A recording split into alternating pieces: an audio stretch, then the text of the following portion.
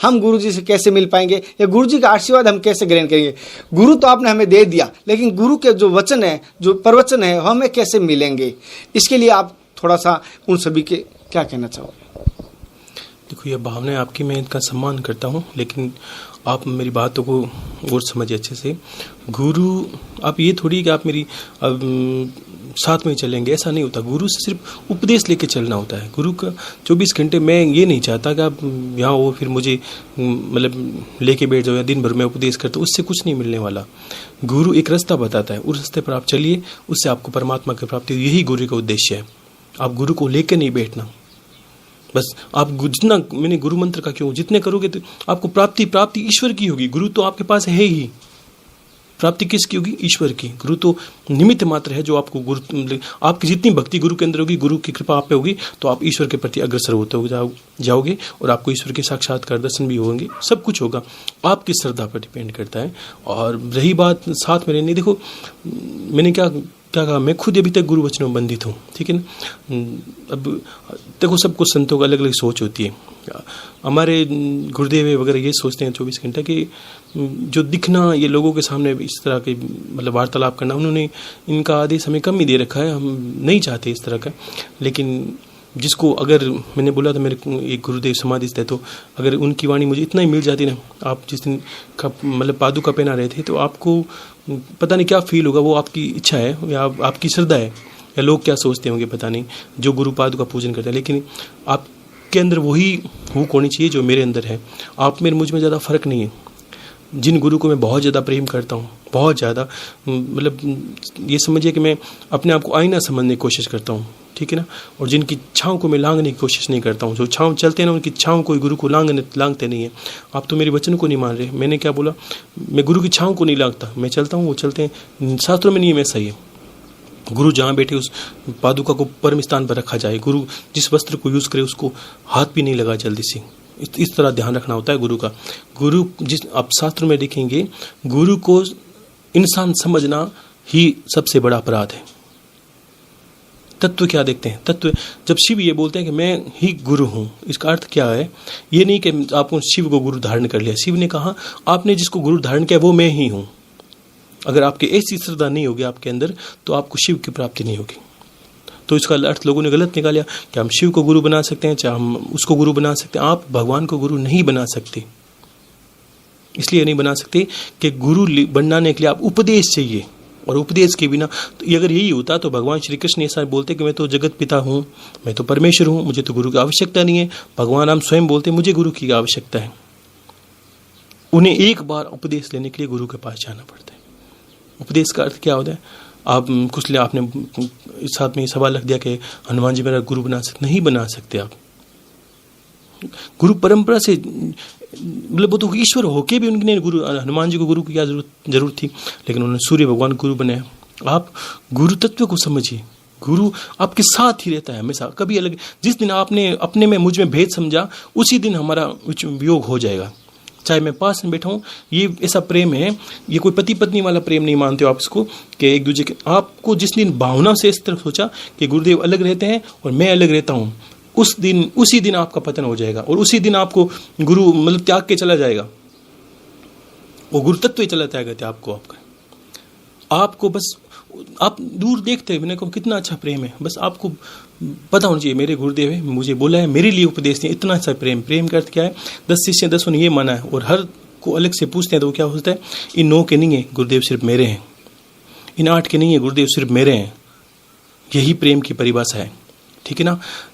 तो प्रेम जो पूर्ण है, प्रेम उसको क्या, तो आप देखा वृंदावन में भगवान रास रचाते हैं, तो कृष्ण भगवान, तो सब सखियों के अंदर ये भावना, ये तो सिर्फ मेरे हैं। तो भगवान को भी अलग अलग रूप करने पड़ गए।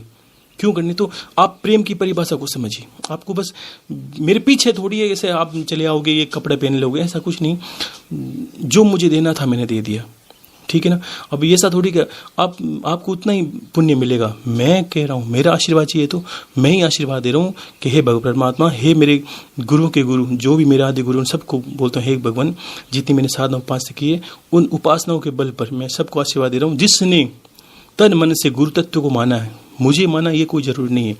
गुरु पादुका धारण की है, और चाहे किसी ने बोला बालकनाथ जी की, किसी गोरक्षनाथ जी की, किसी दत्तात्रेय जी महाराज की धारण की, जिसने भी गुरु तत्व को जाना है और माना है और सेवा करनी शुरू की है, उन सब पे तू कृपा करना।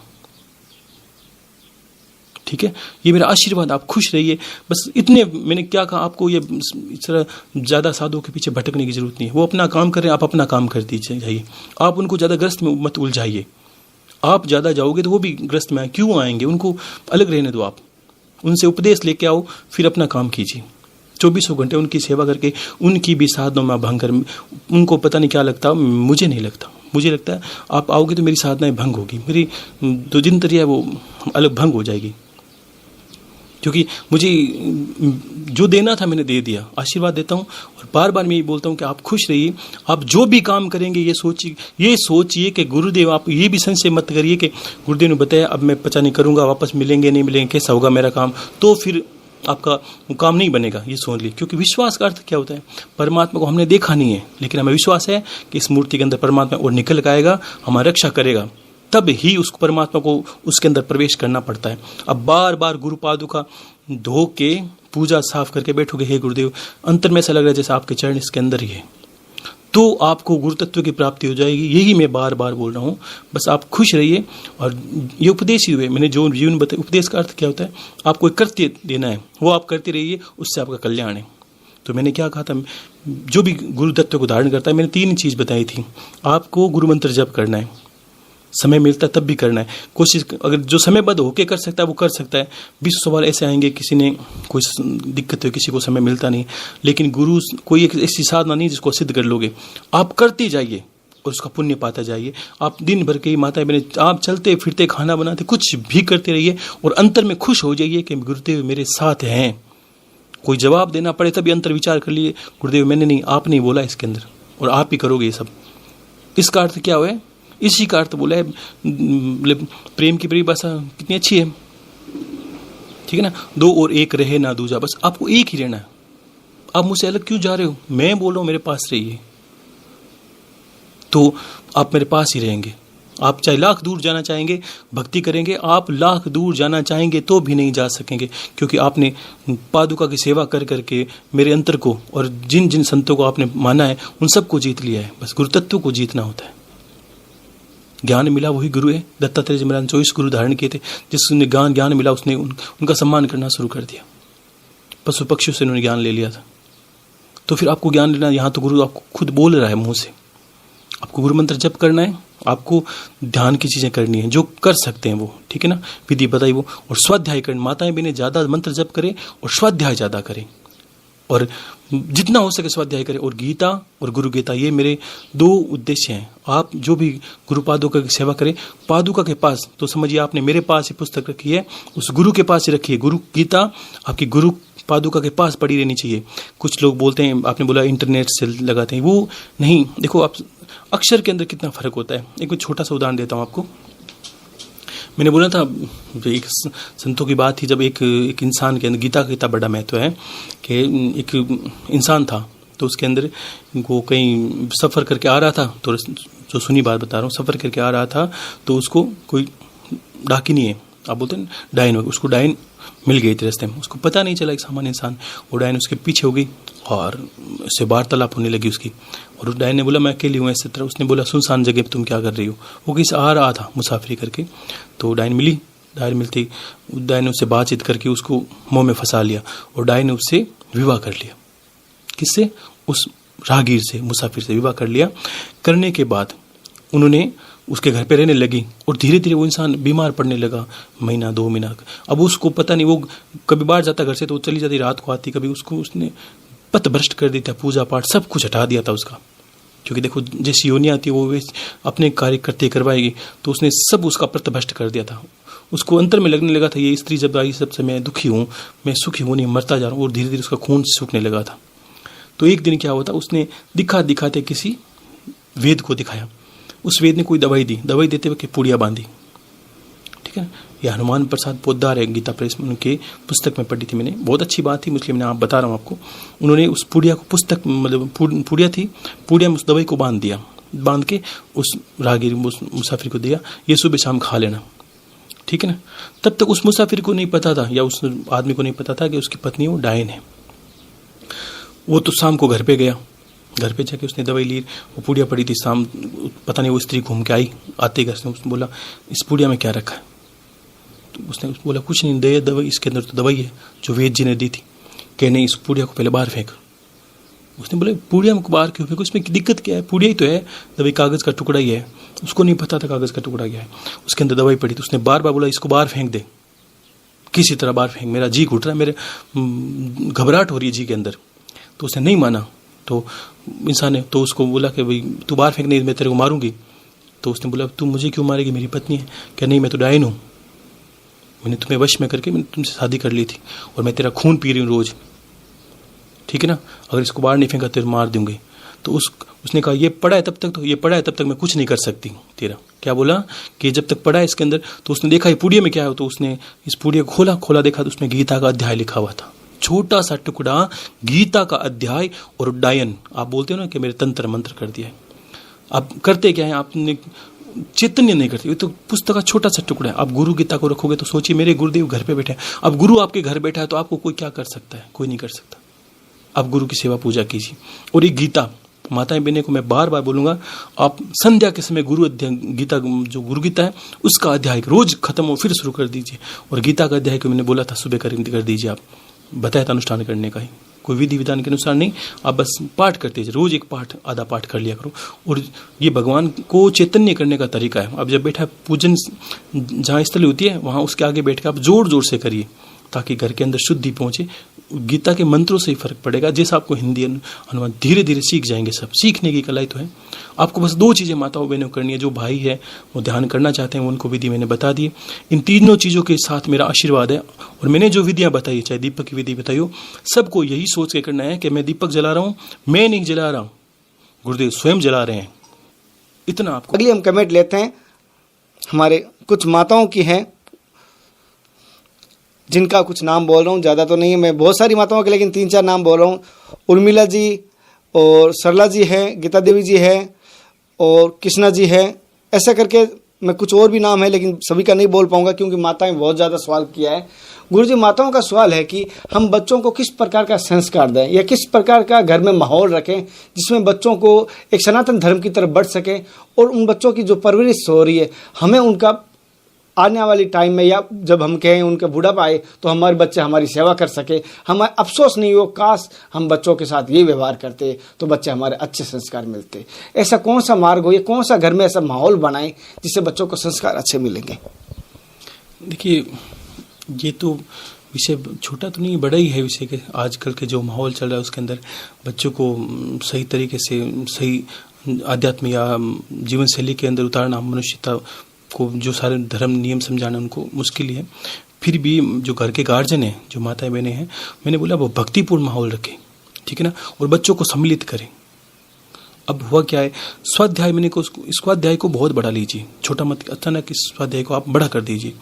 देखो मैंने हमेशा एक बात बोलता हूँ, देखो सबके जीवन के अलग लक्ष्य होते हैं, किसी ने कुछ प्राप्त किया बात, मैंने जीवन का एक लक्ष्य प्राप्त किया तो उसमें मुझे लगा था कि चिंतन से चरित्र बनता है और चरित्र से इंसान की पहचान होती है।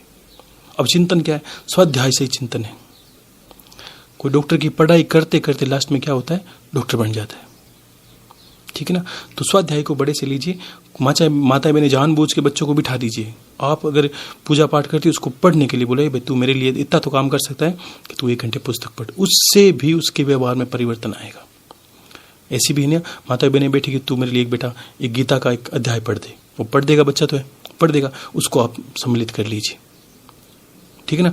धीरे धीरे बच्चे हैं, समझ नादान है, आप धीरे धीरे उनको अपने क्रियाकलापों में आप जैसे चाहे संस्कार देना चाहते हैं वैसा सम्मिलित कर दीजिए।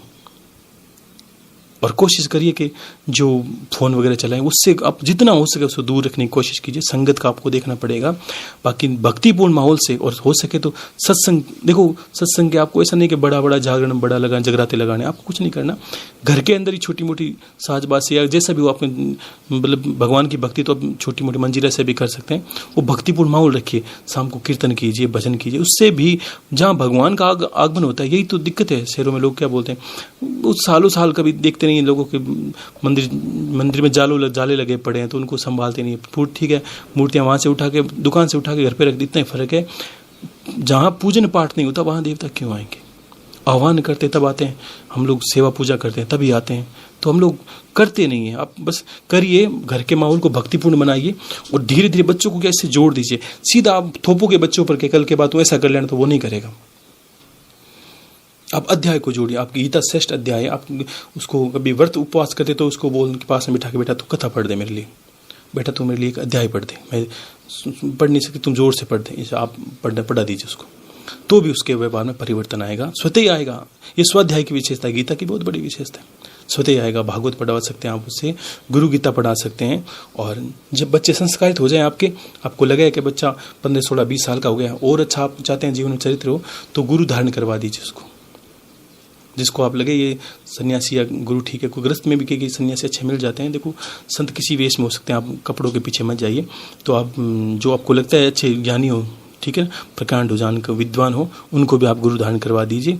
और गुरु धारण कराने के बाद उसको गुरु मंत्र जो भी देता है वो देने के बाद उसको आप पढ़ाई, उससे से भी परिवर्तन आएगा, ठीक है ना। तो इस तरह आपके बच्चों को आप सुधार सकते हैं और अच्छी दस्ते पर आप चला सकते हैं, ताकि वो अब समझदार होंगे तो आपका बुढ़ापा भी सुधरेगा, आपको भी सेवा करने वाले पुत्र मिलेंगे, उनका भी जीवन सुधरेगा।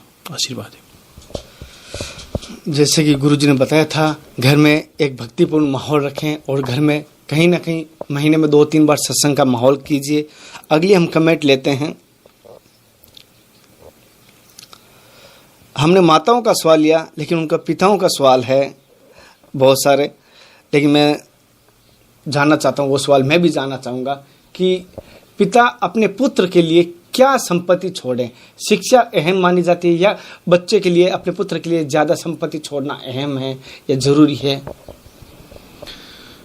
देखो, दुनिया में कोई देने लायक चीज़ होती है, ज्ञान है। ज्ञान को धन ही बोला है। ज्ञान धन सर्वश्रेष्ठ धन है। अगर आप आते हो मेरे पास और मैंने आपको सहायता के अनुसार, एक आपकी ज़रूरत लगी, मैंने सहायता के अनुसार आपको 100 रुपये दे दिए, आप 100 रुपये खर्च कर दोगे, और फिर वापस को आपको 100 रुपये चाहिएंगे, आप फिर मांगोगे। इससे अच्छा क्या मैं आपको 100 रुपये कमाने का जरिया बता दूं, ताकि आप रोज़ कमाओगे और अपनी ज़रूरतें पूरी कर सकोगे।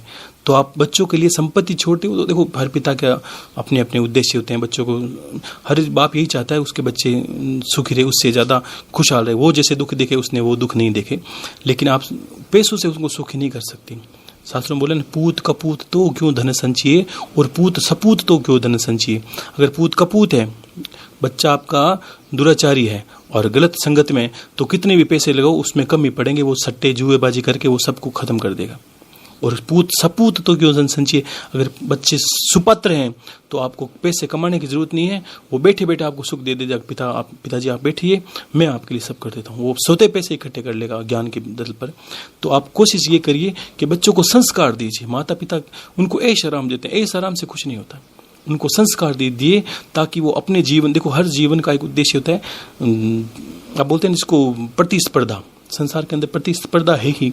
हर जगह एक बाहुबल की जरूरत पड़ती है, हर जगह एक मानसिक बल की जरूरत पड़ती है, मनोबल की जरूरत पड़ती है। तो इसमें क्या होता है कि आप उसको ज्ञान दीजिए, संसार से लड़ने की क्षमता दीजिए, दुखों सुखों से। जो भी बच्चा बड़ा होगा तो संघर्ष तो बढ़ेगा, संघर्ष से उसको किस तरह निकला जाता है संघर्ष सिखाइए, उसको ज्ञान दीजिए, गुरु धारण करवाइए, उसको एक रास्ते पर लगाइए, ताकि आपको मरते वक्त भी ये नहीं लगे कि नहीं मेरा बेटा तो किसी तरह ये सब व्यवस्था कर लेगा, ये इसको सब पता है, किसी मुश्किल से ये निकल सकता है। ऐसा उसको ज्ञान दीजिए, ना कि उसको धन पे आश्रित कर दीजिए कि धन कमाने सब कुछ होता है। धन कमाना सब कुछ होता है समझिए, लेकिन उसको अच्छी तरह लगाने वाले भी बुद्धि चाहिए, ठीक है ना। कहाँ व्यय करना चाहिए, धर्म के प्रति लगाना चाहिए, जो भी उसकी आप जो संस्कार, आप उसको सिर्फ संस्कार दीजिए, आपके जीवन में स्वतः सुधार आ जाएगा। आशीर्वाद है। अगला हम कमेंट लेते हैं। गुरुजी अगला सवाल हरियाणा से है, कुछ सुनील जी नाम से हैं, हालांकि बहुत सारे लिए, लेकिन सुनील जी ने लास्ट कमेंट उनका था। जैसे कि उन्होंने अपने लिए नहीं पूछा, एक सवाल किया है कि क्यों गरीब गरीब होता जा रहा है, अमीर अमीर होता जा रहा है। ऐसा क्या कारण है कि अमीर तो अमीर हो रहा है उसको और गरीब हो रहा है, यानी उसको अमीर हो ही नहीं रहा है। इसमें कोई है ऐसा कोई कारण, या क्या कारणों से हो रहा है? देखो ये विषय बहुत अजीब सा होगा, आपको इसको समझना अच्छे से पड़ेगा कि मैंने क्या बोला, हम जो भी क्रियाकलाप करते हैं हमारे शरीर के दो स्तर हैं, माइंड जो मतलब बोलते हैं ना मस्तिष्क, इसके दो स्तर हैं, जैसे कॉन्शियस माइंड और सबकॉन्शियस माइंड, चेतन और अवचेतन। हम दिन भर जो भी क्रियाकलाप करते हैं ना, वो हम डाटा अवचेतन, देखो चेतन के अंदर जो भी जप करते हैं वो अवचेतन के अंदर जब भी हमारी चीज़ें चली जाती है, विशेष जो हमारी भावनाएं या जो भी हमारी कामनाएं चली जाती है, उसको वो कई गुना बढ़ा के हमारे आगे पेश कर देता है। इसको ये समझिए कि कोई जिन्न है जिसको मैंने अल्लाह दिन के रगड़ा और बोला कि जो चीज़ मुझे लगा, तो वो सीधे प्रकट हो गया, बोलो जो हुक्म मेरे आका वो हमें ये चीज़ कर देगा। मैंने बोला थोड़ा विषय को थोड़ा आपको समझना होगा इसके अंदर, ये विषय क्या होता है। ये एक ऊर्जा की तरह है, ठीक है। जैसे प्रकृति में एक स्वयं घटना घटती है, प्रकृति के जो एक नियम है गुरुत्वाकर्षण बल, हम जो भी तरंगे छोड़ते हैं संसार के अंदर, या हमारी शरीर से बाहर जाती है हमारे विशेष के थ्रू या हमारे दुख के थ्रू, हमारे जो, और रात को या जब भी हम अवचेतन मन के अंदर वो भावनाएं प्रवेश करती है, वो उसको कई गुना बढ़ा के हमारे जीवन में पेश कर देगा। ये भी एक लॉजिक है, ठीक है, ज्ञान की दृष्टि से। अब ये बिल्कुल सत्य है, इसमें कोई दो राय नहीं है, लेकिन एक हर इंसान को ये समझाया नहीं जा सकता ये घटता किस तरह है। ये इसको ये समझ लिए, जो गरीब है वो ये समझ जाएगा मैं कर क्या रहा हूँ, मैं उसकी शैली बता रहा हूँ। गरीब दिन भर ये रोना रोता है कि मेरा कुछ नहीं हो सकता, मैं गरीब हूँ, मैं दुखी हूँ, भगवान ने सारे दुख मुझे लिए हैं, भगवान ने सारी परीक्षाएं मुझे ली है, ये वो करता रहेगा। आप उसके कृत्य देख लेना, जाग के देख लेना, आपको हर गरीब के पास यही मिलेगा, भगवान तुम मेरे सामने कभी देखते ही नहीं है, मेरा तो कुछ हो नहीं सकता। तो वो दिन भर सारी चीज़ें ऐसे इकट्ठे करके रात को सोते वक्त अवचेतन मन के अंदर डाल देता है। अवचेतन मन क्या है, मन क्या है, वो हमारा मस्तिष्क वो है कि वो सारी विशेष को पूरा करता है, ठीक है ना। अब वो दिन भर ये करेगा तो कभी पूरे एक साधना की तरह समझिए। मैंने कहा ओम नमः शिवाय, मुझे शिव चाहिए, मुझे शिव चाहिए, तो शिव क्या करेंगे, प्रकृति के अंदर वो घटनाएं हैं, प्रकृति वो 24 घंटे इसको पता चलता है भाई इसमें ये साधना के अंदर है, इसको शिव चाहिए, इसको शिव प्रदान कर दो, ये शिव दे देंगे वो। तो वैसे ही हम खुद कामनाएं करते हैं, और जो पैसे वाले हैं वो इस तरह विचार नहीं करते कि हमारा क्या होने वाला है। उसको हर व्यापार के अंदर वो इस तरह पैसा इन्वेस्ट करेगा, खर्चा करेगा, उसको पता है हमारा तो चलेगा, उसके अंदर इस तरह की पॉजिटिविटी। आप मिल के देख लेना, टाटा अंबानी तो अपने काम बढ़ाते, उसको सोचना नहीं पड़ता। हम गरीब इंसान सोचेगा ये मेरा ग्रह देख लो, नक्षत्र देख लो, मुहूर्त देखो, चलेगा नहीं चलेगा, वो चलेगा नहीं चलेगा, बीच में चलता है, उसको पता है चलेगा, छोड़ो अपना तो सारी चलता है, वो चलेगा। ये भी पॉजिटिविटी है, ठीक है ना, जिसको साइंस ने समझा, वैज्ञानिकों ने समझा। क्या समझा है, आप बी पॉजिटिव, आप सकारात्मक होइए, आप अच्छा सोचिए। और अनभिज्ञ में क्या होता है कि हम जब मैंने बोला नियम, अष्टांग नियम वगैरह करते हैं, कोई भी ध्यान का वगैरह करते हैं, तो हमारे अंदर एक पॉजिटिविटी आती है, उससे हम जो भी काम लेना चाहते हैं, जो भी भावनाएं करते हैं, वो ब्रह्मांड में चली जाती है और कई गुणित होकर हमारे पास पहुंच जाती है। तो इसको अलादीन की चिराग की तरह समझिए, जो हमें कामनाएं करते हैं वही पूरी होती है। अति ज़्यादा दुखी उसको इंसान को सबसे पहले निकलने के लिए सोचना चाहिए, अब मेरा अच्छा होने लगा है, अब मेरा इसलिए अच्छा होने लगा है, अब मेरा जीवन में काम अच्छा हो जाएगा, अब गुरु मिले, अब मेरा अच्छा होगा। बस ये सोचते रहिए। सोच का परिणाम है ये गरीब होना, ज़्यादा गरीब हो रहा है और पैसे वाला बहुत अमीर हो रहा है। ये सिर्फ सोच का नजरिया है, और उनके बाद में जीवन में घटनाएं भी वैसी ही घटने लगती है। जैसे कि गुरुजी ने बताया था, सोच का परिणाम है, जैसी उनकी सोच होगी, जैसी उनकी सोच होगी उसके अनुसार उनके साथ घटनाएं घटेगी। गुरुजी अगला सवाल है, हिमाचल से है, कोई आर्मी में है हमारे भाई जवान, उनका है कि हिमाचल में जैसे आपने पिछली वीडियो में एक बार बोला था, जो हम धाम के बारे में, माता जी के बारे में, वहाँ पर ऐसे हैं कि माता जी के धाम है, वहाँ पर माता जी जैसे बोले जाते हैं, वहाँ पर बहुत पौराणिक है, बहुत पुराने हैं, आज भी वहाँ बोले जाते हैं, रूहों में आते हैं, उसके पीछे क्या रीज़न है, क्या कारण है? देखिए हिमाचल, ये जो एरिया था हिमाचल वगैरह जो उत्तराखंड का, इसमें किस तरह मैं बता देता हूँ, इसमें पौराणिक मंदिर है बहुत देवियों के, और उनमें से 80% या 70% देवियाँ कुल देवियाँ हैं। उन जो पूजा करते हैं ना, वो क्योंकि काफ़ी लोग हम क्या करते हैं, हमारे कुल की देवियों को क्या हुआ कि मेरा परिवार यहाँ से वहाँ चला गया, तो पौराणिक जहाँ हमारे पैतृक परिवार रहते हैं वहाँ की देवी ही हमारी कुल देवी होती है। जहाँ हमारी पीढ़ियाँ दर पीढ़ियाँ रहती है ना, वहाँ की देवी जो पूजते हैं, ठीक है ना, वही कुल देवी होती है। तो हमने क्या कि समय के अनुसार हम यहाँ घर परिवार कर लिया, हमारा बेटा वहाँ रहने लगा, उसका बेटा यहाँ रहने लगा, तो इस तरह हम भूल जाते हैं कुल देवी को, ठीक है। हिमाचल के अंदर जो परिवार वगैरह बसते हैं उनकी वो पौराणिक कुल देवियाँ हैं, ठीक है ना। और उनमें और हमारे अंदर फ़र्क क्या है, उनकी आस्थाओं का बहुत अच्छा मतलब प्रमाण है कि वो देवी को इस तरह पूजन पाठ करते हैं, बोलने वाला विचार कम होता है, उनके रूह में आती है या कोई आप सूक्ष्म शक्ति एनर्जी के हिसाब से, लेकिन वो कुल देवी आ सकती है। मैंने बोला कुल देवी पितृ देवता या कोई अपने मान तो प्रेत वगैरह, इस तरह हर कोई साधना करके देवी को नहीं बुला सकता, वो साधना का केंद्र है वहाँ पर। और दूसरा कि वहाँ पर पैसों के लूटपट नहीं होती, वो एक पौराणिक पद्धति है, वो पौराणिक नियमों के हिसाब से चलती है। यहाँ नहीं कि हमारी तरह देखा सिंहासन लगा दिया, आसन, ऐसा कुछ नहीं है। जो वहाँ के भाई आर्मी के अंदर है, तो मैं उनको पहले भी बोल रहा हूँ, ये बहुत देश के समान है, इनको मैं बहुत बहुत धन्यवाद देता हूँ, साधुवाद देता हूँ कि अगर आर्मी के अंदर होते हुए भी इस तरह की चीज़ों को आध्यात्मिक ध्यान देते हैं, मैं उनको आशीर्वाद देता हूँ। लेकिन अगर वो इस तरह की जो अपने परिवार, वो संस्कार है उनका, वो आप मत त्यागिए, वो पूर्णतः सत्य है जो वहाँ हो रहा है। वहाँ लोभ के लालच के बिना होता है, मैंने देखा है, मैं जानता हूँ वो किस तरह बात पूछना चाहते हैं, ये भी मैं समझ गया हूँ। वो सब कुछ अच्छा है, सब कुछ हो रहा है वैसे ही होने दीजिए, उसके साथ कोई छेड़छाड़ आपको नहीं करनी है, बिल्कुल आस्था रखिए। और वो आपकी कुल की देवियाँ ही हैं जो हिमाचल के अंदर बसी हुई है, ठीक है। हिमाचल वगैरह काफ़ी इलाके हैं, गढ़वाल, उन जहाँ की देवियाँ हैं उनकी एक पौराणिक पद्धति है पूजा करने की। उनके झूले पड़ते हैं, देवी के अंदर मतलब रुद्र रूप आते हैं, मतलब बोलने वाला कम होता है, उनके अंदर एक भाव आता है, वो भाव ही और होकर उनके साथ जो कर वो लोभ लालच के बिना, ना कि आपने ऐसा दाम खोल दिया पैसे ला लिए, वो वहाँ काम नहीं है। इनको वहाँ से मत जोड़िए, आप अच्छी जगह पे हैं। मैंने लोग तो चला के साधना केंद्र बना के वहाँ जाते हैं, और आप अच्छी जगह हैं, आप बिल्कुल सत्य हैं। आपकी जो देवी हैं वो कुल की देवी, आप पूजन कर सकते हैं, वो एक बिल्कुल सत्य है, वहाँ कुछ आपको संशय नहीं रखना, ठीक है ना। मैं ना गलत को गलत नहीं कहूँगा, ठीक है ना। ये जो गलत है मैं उसको ये नहीं कहूँगा, जो गलत है तो गलत है, लेकिन आपके वहाँ जो सत्य है बिल्कुल सत्य है, पौराणिक नहीं प्रमाणिक सत्य है, ठीक है। मैंने सब जगह देखी किस तरह पूजा होता है, मैं इसको नज़दीक से देख चुका हूँ। तो आप पूजन करिए, वहाँ की आस्था को छेड़ना नहीं है आपको। यहाँ की शहरों की स्थिति बता रहा हूँ मैं, जहाँ चला के इस तरह के आपके धाम खोल दिए, वो गलत है, वो देवताओं के साथ ठगी है, गलत है उनका व्यवहार करना। जैसे गुरुजी ने कहा था वो वहाँ सत्य है, और वहाँ पर भी बिल्कुल भी पैसों का लोभ नहीं है, गुरुजी ने जैसे कहा, और गुरुजी ने वहाँ जाके देखा भी है। हम अगले सवाल की तरफ बढ़ते हैं। अगला कमेंट हम ले रहे हैं, देव है, महाराष्ट्र मुंबई से हैं। उन्होंने सवाल किया है गुरुजी कि वो हर जगह हर धाम गए, जैसे कि वो हर जगह गए तो उनको यही बोला गया कि आपके पीछे अक्षनीय साधना है, अघोरी साधना आपके पीछे है, और आपके पूर्वजों में मिली हुई है, आपकी उनकी पूरी सेना आपके साथ है। और उनका कहना जब भी वो धार्मिक कार्य करते हैं, भगवान के काम करते हैं, तो उनका सिर घूमने लग जाता है, चकराने लग जाता है, गर्दन एकदम। तो ये क्या कारण से हो रहा है, या वो सच है या क्या, इनका कोई फिर ये अंधविश्वास की तरफ तो नहीं जा रहे हैं?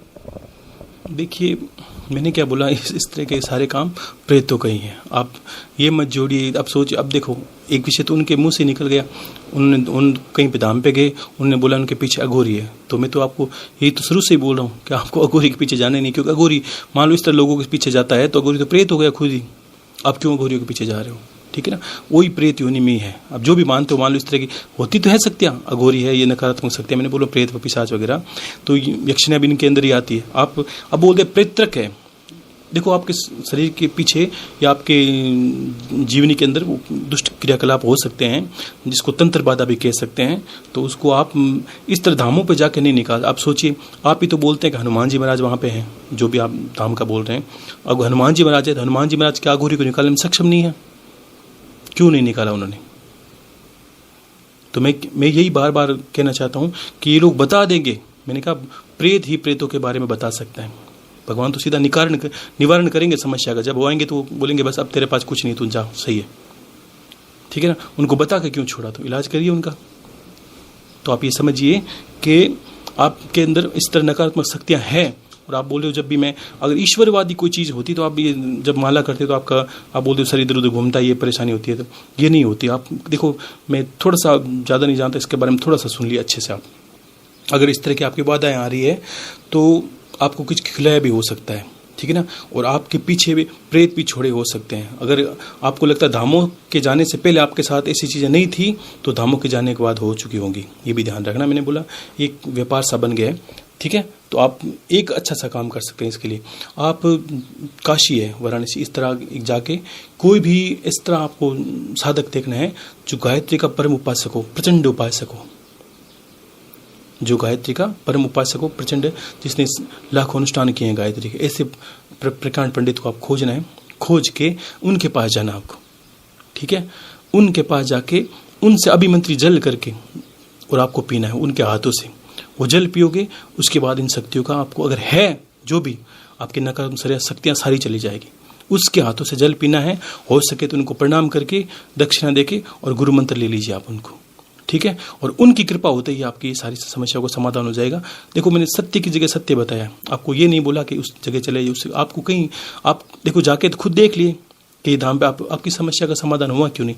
मैं यही सोच रहा हूँ कि आपको हो क्या गया, आप कहीं के कहीं चले जाते हो, जाना कहाँ, आप जात कहीं रहते हो। बीमारी तो मेरे पेट दर्द की है, मैं हड्डी के डॉक्टर के पास आऊँ, वो क्या इलाज करेगा। तो फिर आपको ये समझना है कि जाना कहाँ है, संत के पास जाइए। वाकई में जो संत हो, जिसने उपासना साधना कर रखी है, उसकी कृपा से ही आपके कट जाएंगे, ठीक है ना। तो मैं आपको रास्ता बता रहा हूँ, उस रास्ते के बाद गायत्री का परम उपासक जिसने लाखों अनुष्ठान किए हैं, आपको वाराणसी में बहुत मिलेंगे, आपको बहुत ज़्यादा मिलेंगे। उनके हाथों से जो सन्यासी है, ग्रस्त गायत्री नहीं, जो सन्यासी हैं, उनके हाथों से अभिमंत्री जल या उनके हाथों से आप जल पी लोगे, उसके बाद तुरंत ही आपके अंदर इस तरह की कोई भी, चाहे किसने कुछ भी किया हो, संसार की कोई भी ताकत आपके शरीर को छोड़ के चली जाएगी, ठीक है ना। ये आप अपनी समस्या का निराकरण कर सकते हैं। जैसे कि गुरुजी ने बताया था, पूरी जानकारी आपके लिए। और दोस्तों, जैसे कि मैं बता चुका हूँ, हो सकता है मेरा ये सेकंड लास्ट वीडियो होगा।